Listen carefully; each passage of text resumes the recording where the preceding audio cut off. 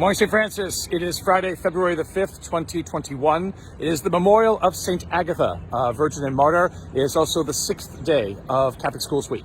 Coming to you from the parking lot, again, one of the other parking lots. We have so many parking lots here on this campus, but a parking lot that fronts our school, the Franciscan school, on this 6th day of Catholic Schools Week.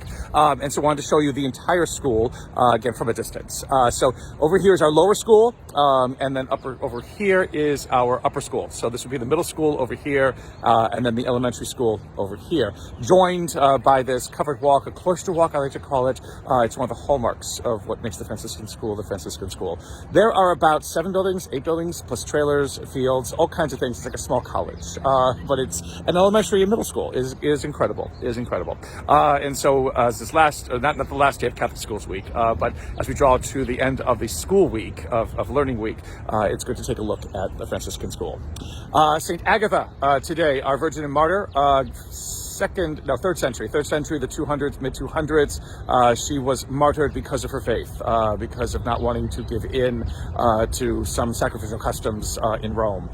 Because of the way that she was martyred, she is the patron saint of all of those who suffer from breast cancer. So we remember everyone who suffers from breast cancer, especially on this day, and pray for hope and healing in their lives. Again, Agatha, we know very little about her. We know about her martyrdom most of all, but again, the courage that she had, a young woman, to stand for her faith rather than give in to the ideas, the promptings of others to do things she did not believe that she should be doing.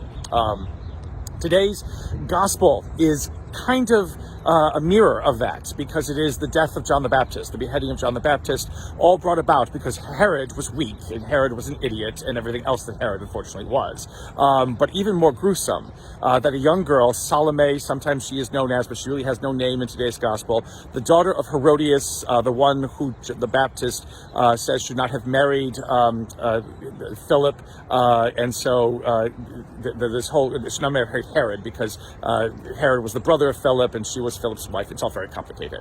But the family dynamic is terrible.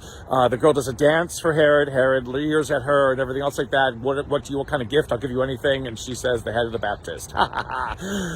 Just awful and terrible. But again, this is Herod's own inability to know what it is that he's doing or to take care of his relationships that he's in.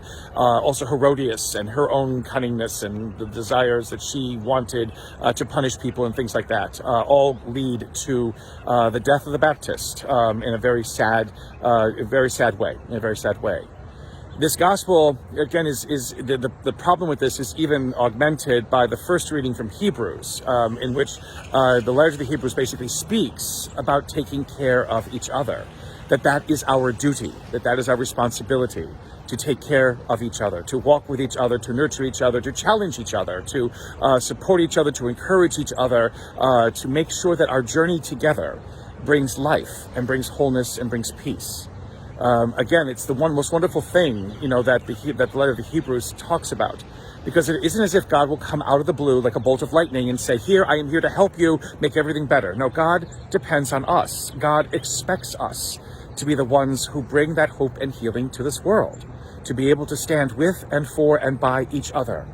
When we don't do that, terrible things happen. When we don't do that, tragedy occurs. When we don't do that, we fail to live up to what it means to be human in the first place.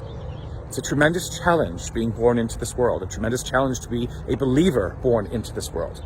And yet God believes that we can do it, and God gives us the ability to do it by standing for and with each other.